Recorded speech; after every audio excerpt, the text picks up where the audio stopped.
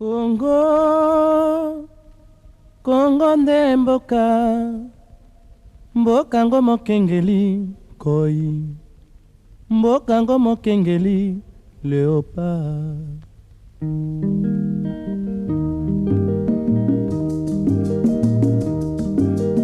Mikolo tosekelaki na mosolo ya mboka Congo ekoki, tofungwani miso lelo tomoni bozoba nyonso tosali. Mesdames et messieurs, bonjour et bienvenue à ce nouveau numéro du Patriote, votre mission politique qui fait la promotion du patriotisme, qui est l'amour de la patrie. Alors aujourd'hui, dans le cadre de cette émission, nous avons reçu le prince Willy Michiki, qui est l'initiateur de l'Union nationale de nationalistes, son parti politique. Avec lui, nous allons parler de l'actualité politique. Nous allons également parler de la question du développement et de la sécurité. Voilà, comme nous venons là de planter les décors de notre mission, je me tourne directement face à mon invité, dont je dis bonjour à Bonjour madame. Comment ça va? Je vais porter très bien. C'est vraiment un plaisir de partager pour la première fois cette plateau. Et le décor est très bien, parce que j'aime bien la nature. Voilà, nous sommes très flattés de vous avoir dans notre émission. Nos téléspectateurs qui sont en train de nous regarder voudraient bien connaître la personne de l'homme politique que vous êtes en République démocratique du Congo. Pourriez-vous nous expliquer ou nous repasser de manière globale votre portrait?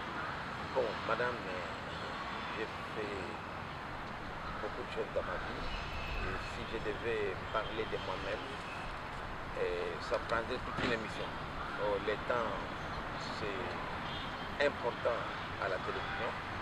Je voudrais seulement dire que je suis Willy Michiki, je suis enseignant des universités, chef coutumier de Walikale, au Nord Kivu. Je suis président du parti politique UNANA, Union nationale de la République, et membre de la conférence de présidents de l'AFDC allié, qui est présidée par notre autorité morale, Bad Modeste, ancien ministre, plusieurs fois ministre, 8 fois. Donc je pense que je pourrais aider dans ma petite expérience comme chercheur, comme acteur politique de premier rang pendant près de 40 ans. Donc pendant près de 4 décennies comme acteur de première. Donc tout ce que nous vivons ici, madame, je les ai déjà vécus dans plusieurs circonstances. C'est pourquoi parfois dans certaines presses m'appellent prophète.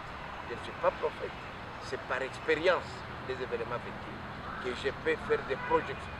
Et souvent, mes projections tombent toujours vraies après ça, puisque c'est un fruit de l'ensemble des réflexions. Voilà, merci beaucoup. Avant d'aller beaucoup plus loin dans cette émission, je voudrais d'abord savoir quelle image avez-vous ou quelle réflexion pouvez-vous faire par rapport au patriotisme en République démocratique du Congo? D'abord, madame, j'apprécie d'abord que l'émission ici porte sur le patriotisme. C'est le fondement de mon idéologie politique. Quand vous parcourez les projets de société de notre parti politique INANA, tout est autour du nationalisme. D'ailleurs, c'est comme ça que nous nous appelons l'Union nationale des nationalistes. Parce que le nationalisme n'est pas loin du patriotisme. Je peux dire que ce sont des cousins. Le patriotisme, comme vous l'avez si bien décrit, c'est l'amour, la passion de sa patrie. Parce que c'est cette partie-là qui vous a donné la vie. Comment vous pouvez être contre elle? Comment vous pouvez travailler contre la patrie? Et je dois vous dire, madame, que tout ce que nous connaissons dans ces pays, comme misère, comme destruction, tout est parti d'un simple mot, absence de l'amour envers sa patrie. Regardez les étrangers, nous sommes battus contre la colonisation. Mais à 60, lorsque les colons sont partis, ils ont laissé ces pays ici la RDC avec un niveau de développement égal à celui du Canada, à celui de la Corée du Sud. Regardez où sont les Coréens du Sud aujourd'hui, où sont les Canadiens, et regardez là où nous sommes. Les Sud-Africains que nous rêvons aujourd'hui venaient se faire soigner ici. Les gens venaient de partout, de l'Afrique, pour venir étudier ici, dans nos universités et même en enseignement secondaire. Donc nous avons reculé, puisque c'est nous, Congolais, qui avons mis ce pays ici, par terre. Les colons nous ont légué un pays du miel et du lait. Mais qu'avons-nous fait de ce pays?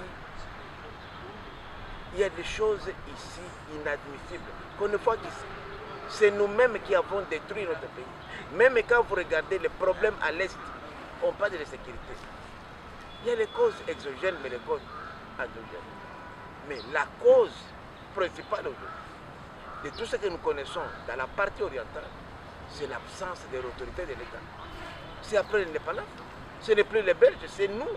Ce n'est même pas les Rwandais, les Ougandais, les Burundais, non. C'est nous. Comment expliquer que toutes les rébellions des pays voisins se retrouvent ici? En Ouganda, il n'y a aucune rébellion. Les rébellions, les au pluriel, sont ici. Les Nalo, les ADF et les autres. Les rébellions rwandaises, Interamwe, FDLR et RUD sont ici. Les rébellions burundaises, FNL, toutes sont ici. Vous allez même les Mbororo, en Centrafrique, au Sud-Soudan. Pourquoi? Puisque nous avons des espaces vides qu'on n'arrive pas à gérer. Et moi, j'aime être concret, madame. Je vous donne le cas de mon territoire, où je suis chef coutumier Walikani. 23 500 km², la taille, la superficie du Rwanda. 70% de ce territoire-là, il n'y a ni militaire, ni policier, ni agent de l'État. Est-ce que c'est possible? C'est pourquoi vous voyez que toutes ces rébellions-là, qui sont traquées dans leur pays, ils arrivent ici. Ils trouvent des espaces libres, comme à Rwenzori, Mont-Rwenzori, comme dans le parc de Virunga. Ils s'installent, ils s'organisent. Même n'importe quel aventurier pourrait venir s'organiser, puisqu'il n'y a pas d'État. Ça, c'est nous. C'est l'absence du patriotisme. Puisque si vous aimez votre pays, vous devez le sécuriser. Vous devez y déployer des forces, des agents de l'État. Alors qu'il y a des gens qui sont payés. On va vous dire ici, il y a 80 000 et 90 000 militaires pour un bataillon, mais aller au front, ce sont des réalités ici. Et pourquoi cette notion fait déficit aujourd'hui dans la République démocratique du Congo, et surtout sur la scène politique? D'abord, je dois regretter ce que nous ne nous sommes pas suffisamment inspirés du combat de perdre l'indépendance. Moi, je suis curieux aujourd'hui qu'on me montre la maison même. Ne parlons même pas de l'indépendance. Parlons des musées Kabila, qui a fait les maquis, qui a fait la rébellion. Moi, je cherche jusqu'aujourd'hui la maison des musées Laurent Désiré Kabila, qu'il a laissé. Sa maison, on connaît la maison de Kabila, des autres, de Mobutu. La maison de Kabila, comme président. Rien. De Lumumba, la maison de Lumumba, là, sur le boulevard, c'était sa résidence officielle. De Kassavubu, est-ce qu'il n'avait pas aussi besoin d'argent? Ce sont des exemples qu'on aurait dû suivre, nous. La cause. C'est ça que je dis. C'est vrai qu'il y a eu d'abord un problème dès le départ, c'est qu'il n'y a pas eu de... On avait un cours à l'époque de civisme qui, en réalité, c'était une sorte d'éveil de conscience. Mais aujourd'hui, on n'est pas les plus mêmes de développés. Regardez dans notre programme, il y en a plein. Là où on parlait de l'amour de la patrie. Le nationalisme. C'est pourquoi même je défie quiconque. Les gens disent que Lumumba était communiste. Non, Lumumba n'était ni socialiste ni communiste. Lumumba était nationaliste. Un petit Lumumba comme ça ici, du néant. Le gouvernement américain, à travers le président Eisenhower, dit au Congrès que Lumumba c'est une menace pour nous. Aux États-Unis, pourquoi? Puisque c'était une étoile. Et moi, mon rêve à moi, et si je me suis engagé en politique, c'est à cause de Lumumba. Les combats de Lumumba, les combats de Simon Kimbangu ici, on nous fait croire que le plus vieux prisonnier politique au monde, c'est Mandela. Non, c'est Simon Kimbangu. C'est Simon Kimbangu. Voilà, qui disait à l'époque, les blancs deviendront noirs, les noirs deviendront... Personne ne comprenait. Toujours dans ce sens, Au cours d'un message adressé au peuple congolais le mardi dernier, l'opposant Martin Fayulu s'est dit profondément indigné d'apprendre que la rémunération des députés nationaux s'élève depuis janvier à 21 000 $. Il parle ici d'une corruption à grande échelle. Votre réaction? Bon, il est vrai que Martin, qui est un ami, a beaucoup exagéré. Ce n'est pas un salaire. Le salaire de député, si je ne m'abuse pas, c'est autour de 18 millions de francs congolais. Non, 16 millions de francs congolais. Si vous prenez les taux de change aujourd'hui, c'est autour de 7 500 à 8 000 $ que touche un député officiel. Mais ce que nous déplorons, ce n'est pas seulement à l'Assemblée nationale, dans tous les services. Ici, ce sont les avantages. C'est le seul pays au monde où les avantages sont plus importants que les salaires. Les salaires, c'est un droit. Et là, vous allez même chez les mandataires partout. On a des primes qui sont supérieures au salaire. Et c'est ce qui a tué aussi l'enseignement. Les parents contribuent, la corruption, parce qu'à travers les avantages, il y a aussi la corruption. Puisque pourquoi une catégorie de citoyens devrait bénéficier des avantages? C'est vrai, lorsque vous totalisez ces avantages-là, vous avez un montant quand même supérieur au salaire, largement même les doubles. Mais ce n'est pas un salaire. Et ça ne vient pas aussi régulièrement. Bon, il ne faut pas récupérer ça politiquement. Mais moi, j'ai dit, mais Martin était député. Même à l'époque de Mobutu, ils avaient les mêmes avantages. C'est la continuité. Martin était là. Son suppléant, sa suppléante plutôt, touche le même montant. Donc, ce que nous voulons que les choses changent. Et c'est ça, moi, j'ai dit. Que nous, on ne peut pas chercher une chose et son contraire.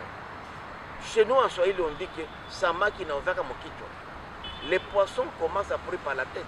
Si au niveau le plus élevé du sommet, on ne met pas fin à cette pratique-là, d'avantages exagérés, un avantage, c'est en contrepartie des services. Je connais comment les pratiques se font. Vous participez à une petite commission là, de 1 jour, 2 jours, on vous donne 500 $. Pourquoi 500 $ 2 jours? On devrait donner juste les montants pour les carburants, pour en manger les per diem. Mais ce sont des montants exorbitants. Mais ça, moi, en tant qu'union sacrée, en tant que candidat et député de demain, candidat à d'autres ambitions, l'homme qui soutient la candidature du chef de l'État pour son second mandat, moi, ça me dérange. C'est comme si on est en train de mettre les bâtons dans les roues de notre campagne. Puisque ces choses-là sont inadmissibles. C'est une contre-campagne. On donne des béquilles à l'opposition. On donne des béquilles aux gens qui veulent nous nuire politiquement. Moi, je pense que nous devons nous quand même faire une autocritique interne. Puisque si à notre niveau, au niveau le plus élevé, au niveau du sommet de l'État, nous ne voulons pas mettre fin à ces pratiques-là, ça va continuer. Et c'est nous, la coalition au pouvoir, qui devrions apporter des changements. Nous devons mettre fin à ce phénomène d'avantage.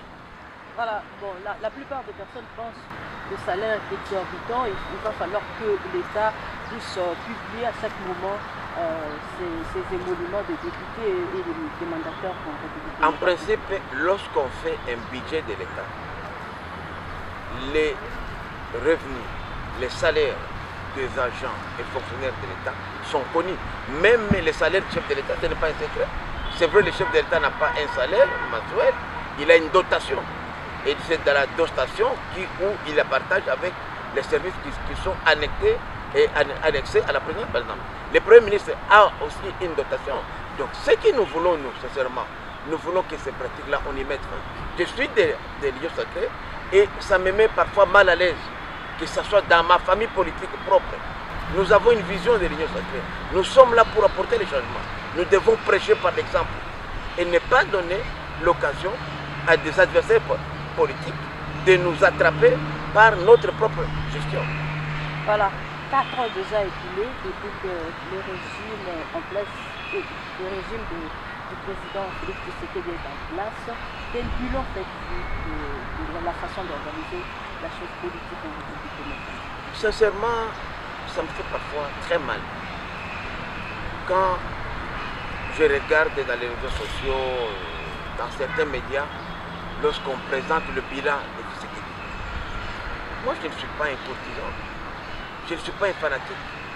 Mais je peux vous dire, madame, lorsque nous comparons d'où nous venons en 2019 jusqu'à aujourd'hui, il y a eu beaucoup d'avancées. Et je peux dire que malgré les 2 ans perdus dans la coalition FCC Cash, le bilan de Félix Tshisekedi est largement positif. Aujourd'hui, la RDC est devenue fréquentable. Lorsque nous regardons les salaires des fonctionnaires, vous savez que les anciens combattants d'abord. Moi j'ai un grand-père ancien combattant. Vous savez, il touchait combien? 500 à 800 francs, même pas 1000 francs.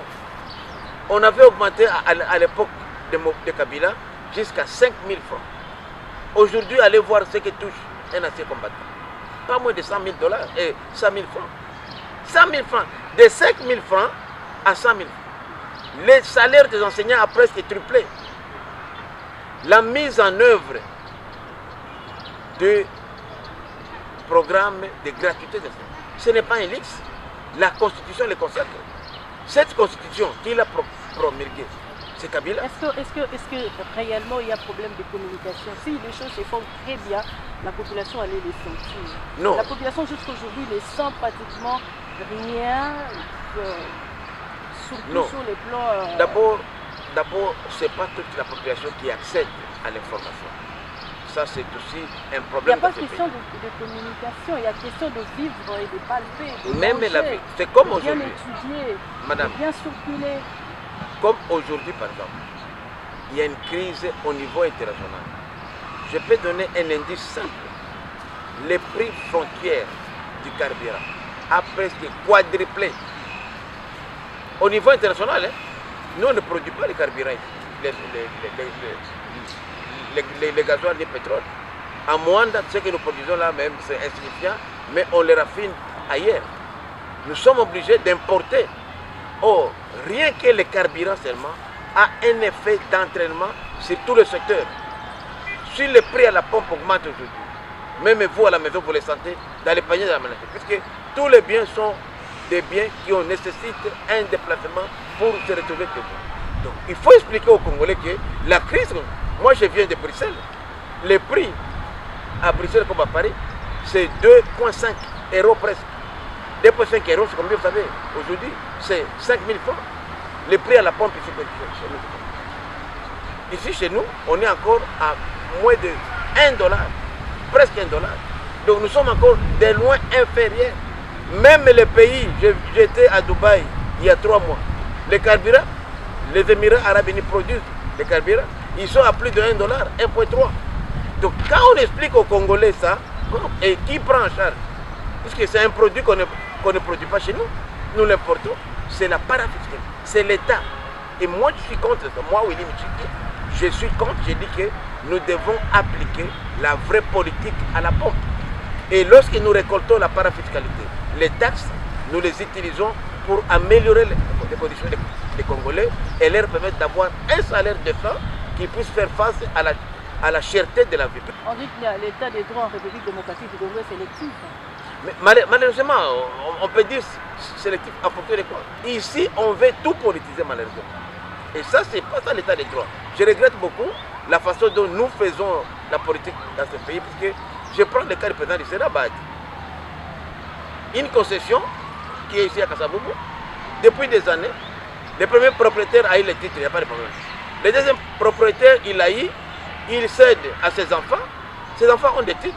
Quand Bahati achète, non, Bahati a acheté pour les SSC. Mais SSC organisé, vous n'avez aucun titre, rien, même pas d'opposition. Donc on s'acharne sur les hommes politiques.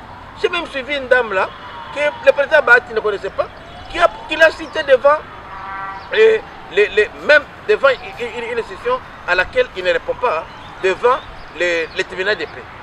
Inventé pour juste le suturer de l'argent. Donc il y a des choses inadmissibles dans ce pays. Donc nous devons changer les choses. Ce n'est pas parce que vous êtes un leader qu'on doit tirer sur vous, non. Il faut que les gens se respectent, puisque la démocratie a ses règles.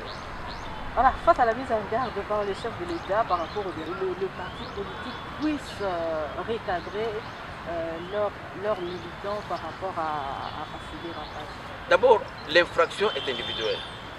Vous pouvez être de mon parti politique, mais quand vous prenez la parole ou vous violez les droits des autres, Ça n'a pas de rapport avec la politique. Mais moi, en tant que chef du parti, j'ai le devoir d'éduquer. Puisque nous faisons les partis pour éduquer les masses. Puisque je ne vois pas comment nous pouvons apporter les changements si nous-mêmes, nous ne voulons pas changer, nous comme les leaders.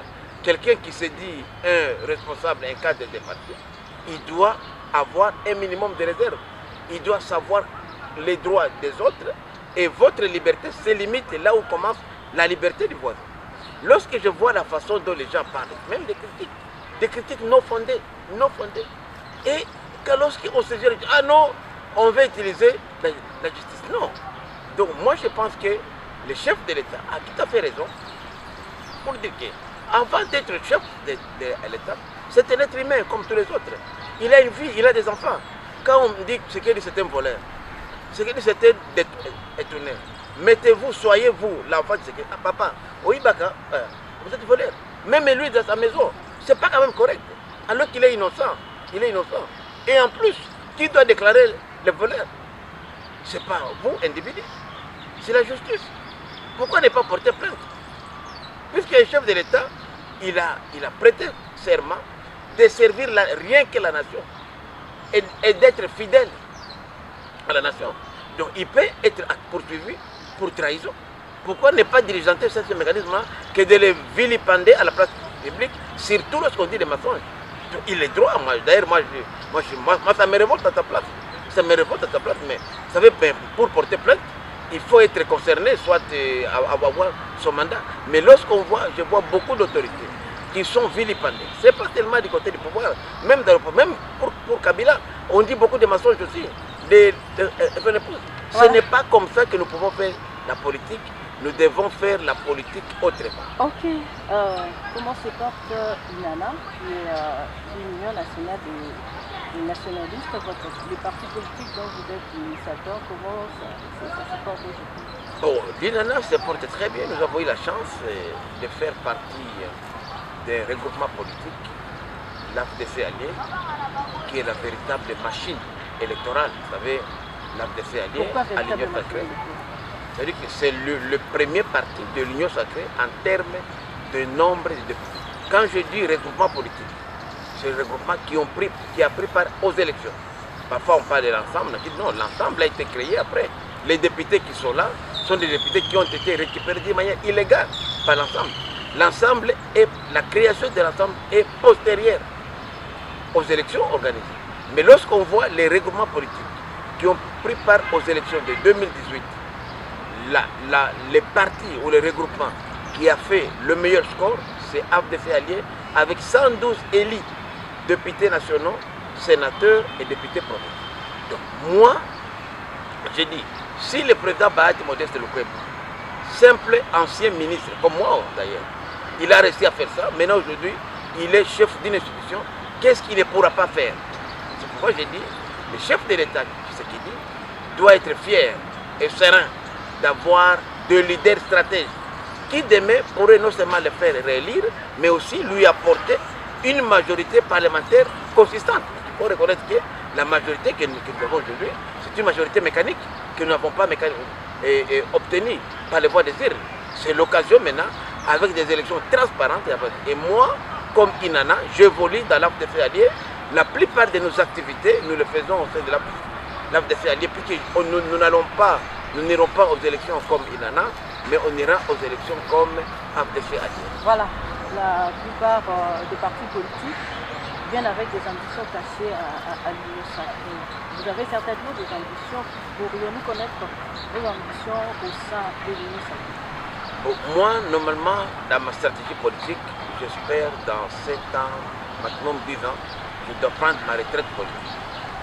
Et ma vision à moi, sincèrement, c'est de diriger ma province à Manélote.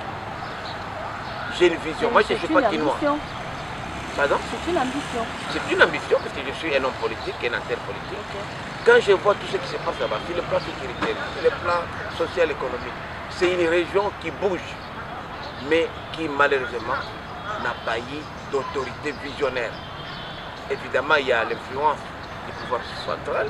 Nous pensons qu'avec l'avènement de l'Union sacrée, une majorité qu'on aura ici à Kinshasa, ça pourrait nous permettre, nous, de refaire redécoller économiquement cette province du Nord.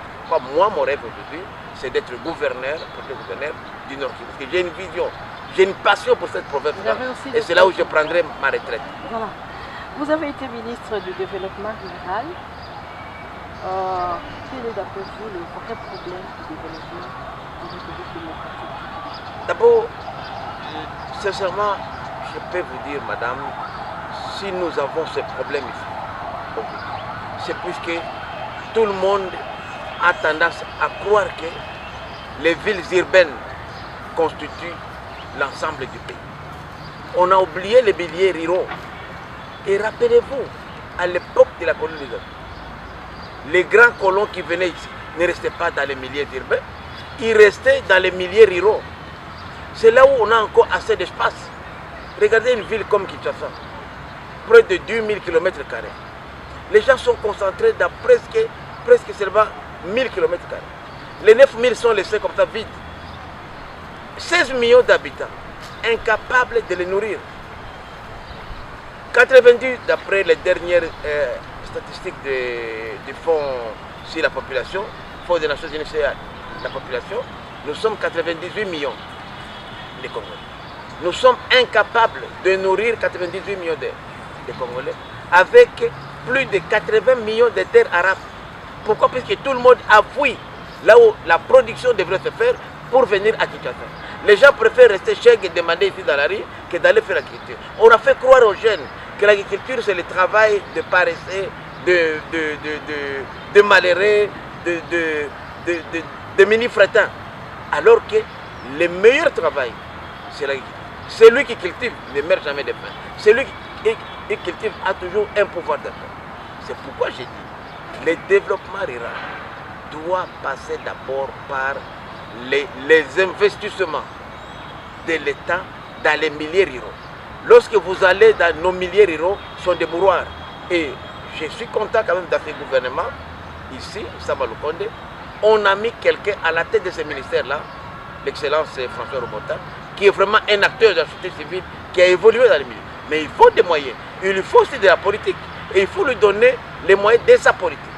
Et moi j'ai dit, le jour que nous arriverons à développer les milliers ruraux, même le phénomène insécurité va disparaître. Nous devons aussi régler les conditions sociales. Les projets, les programmes de 145 territoires, c'est un bon programme. Mais comment allons-nous faire ce programme-là, là où il n'y a pas d'infrastructure? Vous allez faire aujourd'hui une activité économique dans un milieu rural qui est inaccessible. Il n'y a pas de route. Comme à l'Équateur par exemple. À l'Équateur, partout au Congo. Les problèmes d'enclavement, c'est partout au Congo. Partout au Congo. Mais à l'Équateur, c'est plus criant. C'est pourquoi vous allez constater que l'espace Équateur, c'est l'espace qui s'est développé le moins. Nous, au Kivu, on a eu la chance, comme dans ma province, l'initiative privée a pris des efforts. Vous arrivez à Goma aujourd'hui, c'est la seule ville en RDC où il n'y a plus de routes en terre. Ce n'est pas l'État qui le fait, c'est nous-mêmes. Nous sommes mis ensemble avec la PEC, nous avons dit non. À chaque achat d'1 litre à la pompe, nous prenons une quantité que nous mettons de côté pour faire les routes. Nous avons pris de jeunes gens de Goma qui ont des sociétés de construction, qui font des pavés, qui sont des routes, qui font des routes asphaltées. Moi-même, lorsque j'étais à la tête du ministère de l'énergie, j'ai initié une action avec les notables du Nord Kivu. Nous avons tiré le courant électrique à 72 km de Rutshuru, un barrage hydroélectrique financé par un milliardaire américain, Buffett, que je félicite en passant, qui avait l'amour des animaux, qui ne voulait pas que la population coupe du bois de chauffage. Il a dit non, j'ai construit un barrage pour vous. Et les privés de Goma, la FEC Goma, a tiré le courant avec des poteaux, leurs moyens. Aujourd'hui, vous allez à Goma, on a un courant 24 sur 24 cash power. Et la SNEL qui est à Goma n'est pas la même qu'à Kinshasa, puisqu'elle est devenue compétitive. C'est ça aussi, puisque le secteur est libéralisé depuis 2014, mais on n'a jamais appliqué ça. Donc c'est pour dire que lorsque nous avons cette liberté-là de penser, nous avons la possibilité d'encourager l'initiative privée, on peut créer des emplois. Parce que moi je dis toujours que ce n'est pas l'État qui crée des emplois, c'est d'abord le privé. L'État doit avoir un rôle des régulateurs. C'est pourquoi moi-même, dans mon parti politique, je suis partisan de privatisation. On doit bannir l'État commerçant. L'État ne peut pas être juge et parti. Comme aujourd'hui, vous voyez, toutes les entreprises ici, et l'État au portefeuille, ne contribuent même pas à 10% au budget de l'État. Alors que vous avez une seule entreprise ici au Congo, comme Sicomine, 6 milliards de dollars. Kamoa, plus de 15 milliards. Ici au Congo, d'ailleurs c'est le seul pays où on a des entreprises plus riches que le pays. Je sais pour qu'il y a quelque chose qui ne va pas, parce que ces entreprises sont censées payer les taxes et des impôts. Et si elles les payaient régulièrement, elles ne seraient pas plus riches que l'État. Donc il y a un dysfonctionnement quand même, quelque part, qu'il faut arranger. Je pense que c'est la raison pour laquelle le président de la République a fait de gestion de l'entreprise publique. Nous devons, puisque la transparence, la bonne, vous savez, moi j'ai toujours dit que ces pays, que j'appelle le pays du miel et du lait, vous savez, quand j'explique aux étrangers, je dis, chez moi en RDC, je prends des graines d'arachide, des haricots, je les jette, des mails pour ah non, you are kidding, I don't believe you. Ils ne me croient pas. Parce qu'ailleurs c'est impossible. On ne peut pas pousser quelque chose sans intervention extérieure. Il faut utiliser des chemicals, comme on appelle là, les produits chimiques pour que les produits. Et ici, il plaît toute l'année. Donc c'est quelque chose qu'on ne peut pas trouver. C'est pourquoi j'ai dit, pour ces pays, pour que ces pays décollent, on a besoin de deux choses. On a eu la première chose, l'absence d'un visionnaire à la tête du pays. Un leadership exemplaire. Nous l'avons avec Félix Tshisekedi Tshilombo. Deuxième chose, pour laquelle je vous ai de nous battre, c'est la bonne gouvernance. Madame, si on a une bonne gouvernance dans ce pays, les choses rouleraient comme sur un train. Et ça, c'est un combat. Quand je vois les combats d'Alinguet, IGF n'a pas commencé aujourd'hui. Ça fait plus de 3 décennies que IGF existe. Et il y a même des personnes qui ont été des IGF. Voilà, on est pratiquement à la fin de notre mission. Voilà, c'est la toute dernière question. La restauration de la paix dans l'Est, que comprendre du régime de l'embargo au régime de la notification de l'ONU appliquée en République démocratique du Congo? D'abord, il faut dire la vérité qu'il n'y a pas un embargo formel sur la RDC. Le principe est que si nous avons besoin des armes et munitions, nous faisons une demande. Il y a une commission spéciale aux Nations Unies qui évalue nos besoins. Donc, je peux dire que c'est un embargo partiel. Qu'à cela ne tienne, moi je me dis sincèrement, est-ce que nous ici, qui nous empêche ici en RDC d'investir dans l'industrie militaire? Personne ne nous empêche. Dans les petits pays comme ça, instables, comme la Zimbabwe, comme en Ouganda, ils produisent des armes et munitions. Même le Rwanda a commencé. Si nous, on pouvait produire même des armes, même des petits calibres, ça peut nous permettre même de défendre le pays. Personne ne nous intéresse. On investit dans des histoires tralala qui n'apportent rien. C'est aussi question de définir qu'est-ce que nous voulons, nous, comme gouvernement de la République. Deuxième chose, madame. Lorsque nous regardons aujourd'hui la communauté internationale, est-ce que vraiment dans ces pays, la diplomatie congolaise fonctionne? Lorsqu'on prend des pays voisins comme le Rwanda, comme l'Ouganda, où des ex-combattants de M23 ont élu domicile près de 10 ans. Dans ces pays-là, on n'a même pas des attachés militaires. Les Rwandais, ça fait plus de 7 ans, on n'a même pas d'ambassadeur. Alors que le pays est représenté par le diplomate qu'on appelle les flics, l'année extérieure, là, pour surveiller les mouvements de ces gens-là. Ces gens-là circulent libre à tel point que les jours que les M23 sont revenus, nous étions étonnés. Alors qu'il y a des services qui fonctionnent dans ce pays. C'est grave, je dis. Moi, ça me révolte. Ça me révolte parce que c'est de la négligence du pays. Nous devons repenser. La diplomatie doit être une diplomatie de développement. D'abord, le pays le plus important pour moi, Willy Michiki, c'est le pays voisin. Parce que personne ne peut nous pénétrer sans passer par les pays voisins. Mais curieusement, le poste diplomatique le plus négligé, c'est le pays voisin. Allez voir notre ambassade ici, à Centrafrique, à Bangui. Les choses sont vraiment presque, c'est passé de 20 ans. Parfois, l'ambassadeur même parfois marque de carburant. Vous vous rendez compte? Un pays voisin où on peut maintenant, c'est nous-mêmes, nous sommes en train de scier la branche sur laquelle nous sommes assises. Voilà. Ok, voilà. Voilà, merci Prince Willy Michiki d'avoir répondu à nos questions. Nous arrivons pratiquement à la fin de notre émission. Alors à vous, téléspectateurs, j'ai dit totalement merci de votre attention à cette émission, ceux qui nous ont pris en cours. Je vous rappelle que nous avons reçu sur ces plateaux de télévision dans le cadre du Patriote Prince Willy Michiki qui est l'initiateur du parti UNANA qui est Union nationale de nationalistes. Avec lui, nous avons pu parcourir l'actualité politique, nous avons parlé du développement et également de la sécurité en République démocratique du Congo. Voilà, c'est tout pour aujourd'hui. Je ne manquerai pas de dire grand merci à ceux qui ont travaillé pour la réussite de cette émission. Et à vous, j'ai dit merci et bonsoir chez vous.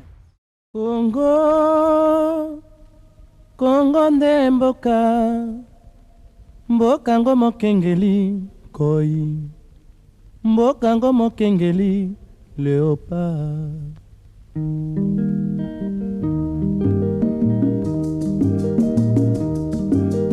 Mikolo tosekelaki na mosolo ya mboka Congo ekoki, tofungwani miso lelo tomoni bozoba nyonso